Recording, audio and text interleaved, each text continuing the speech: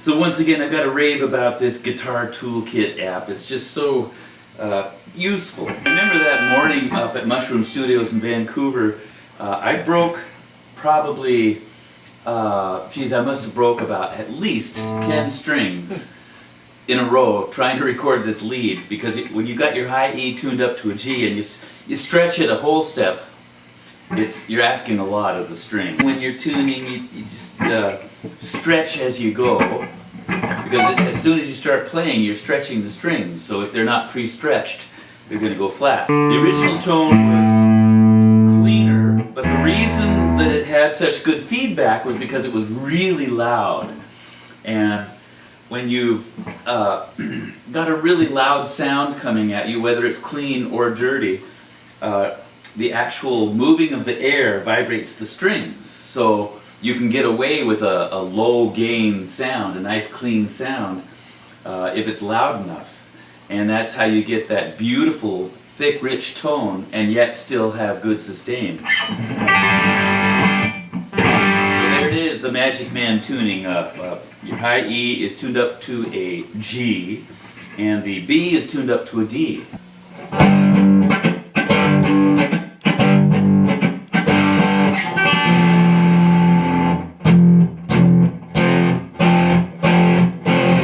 It's not quite the famous lost chord, but it's in the family.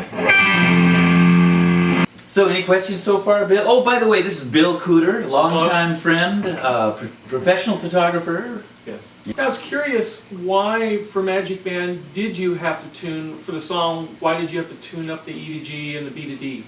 Well, you know, it was funny because when we were working on the song, I could hear,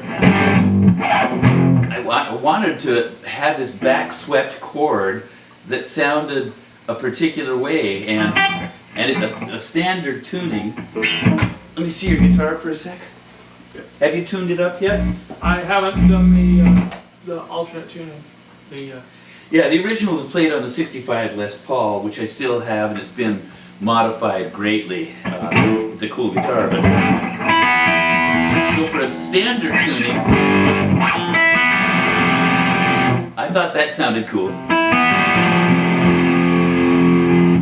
but it wasn't what I wanted. I heard something more interesting, so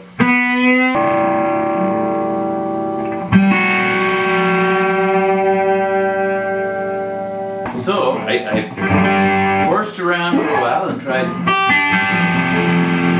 that and went, wow, that's it. One thing about being a guitarist in a band, you really want to stay out of the way of the vocalist while supporting and coming up with a part that lets you put emotion into your playing, so that when you play live, you have something that you can repeat over and over and not get tired of it. Always put your spirit into the performance, which is a lesson that I learned because Hart was really busy playing nightclubs in Vancouver, BC when we wrote this, and I was cognizant of the need for coming up with parts that I could go on stage and really put my guts into, and you know,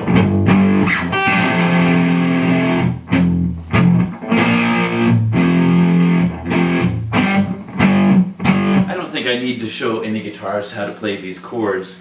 To me, the whole business of reading tablature and picking up parts that way is fine, whatever it takes to, you know, learn your part, but it's way more desirable to me to pick things up by ear, because that way you are copying a soul-felt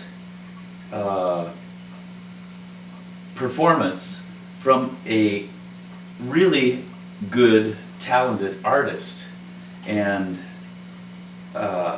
that is so different than looking at something on a computer or looking at ink on paper. When you take in an experience, not just through your ears, but every way that we can experience sound, and that's on some very high levels as far as my experience goes, and take in that feeling, the feeling of that person's spirit when they perform. When you take that in and emulate that, then you are way above some person reading tab or reading music. Not only that, but the more that you practice playing by ear like that, the more that you're able to just hear something and go boom, got it. And sometimes you can hear something and you can just picture it, and you'll know how to play it even before you touch your guitar. That's the another part of the wisdom of playing by ear.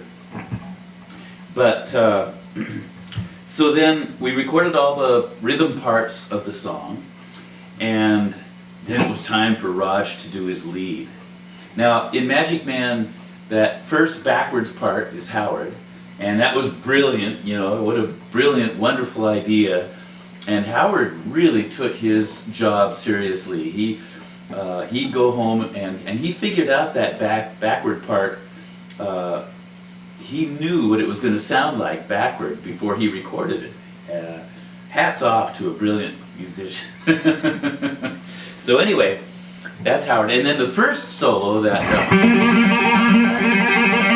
that's Howard as well. Another great guitar solo, classic.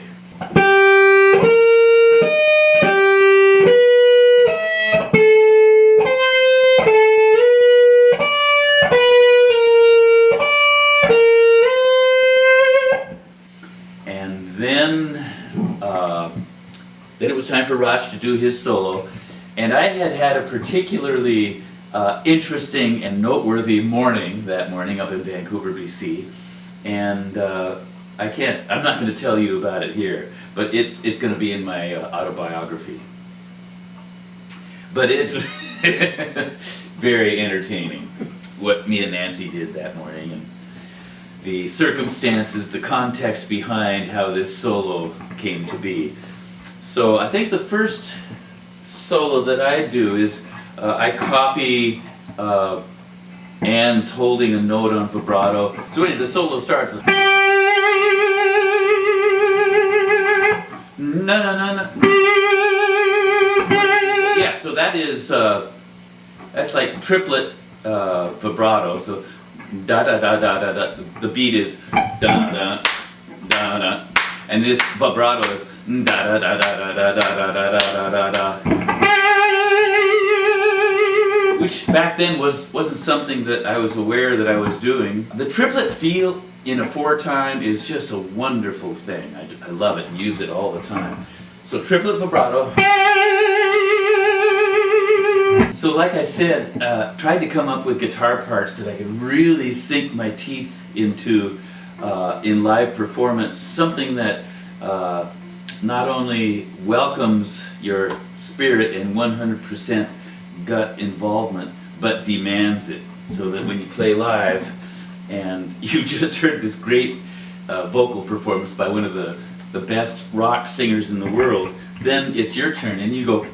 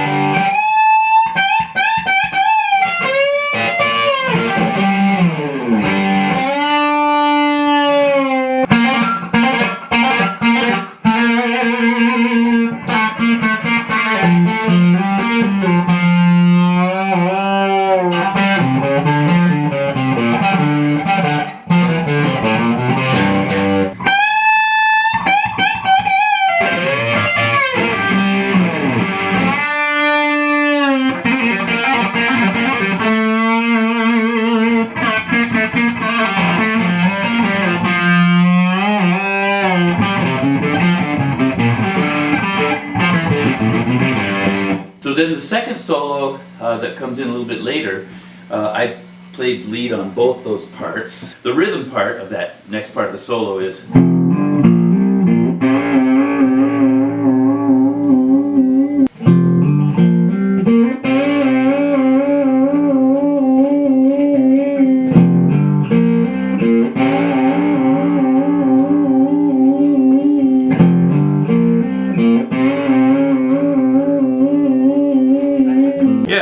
using the 4 and 5, the 3 and 4, and the 2 and 3 strings, respectively, and picking 2 strings at a time. And then the part that sits on top of that rhythm background is.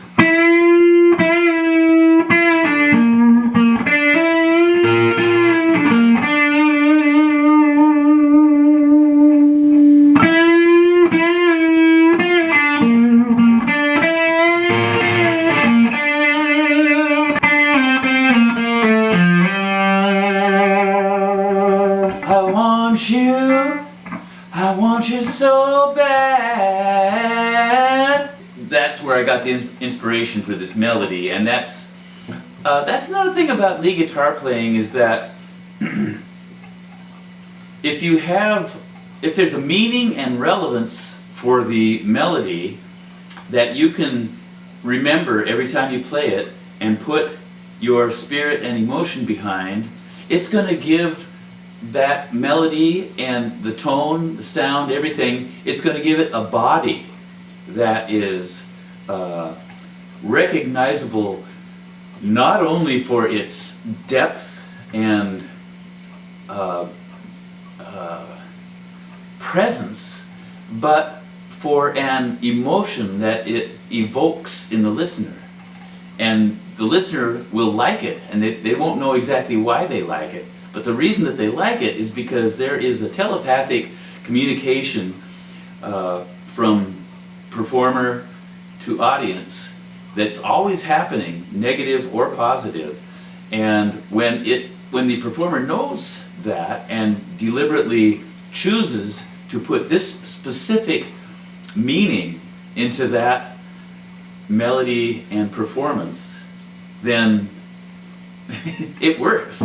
So then the next part is a part that I've never heard another guitarist play correctly. Okay. And it's really simple. You're using a shape that's overused in blues, which is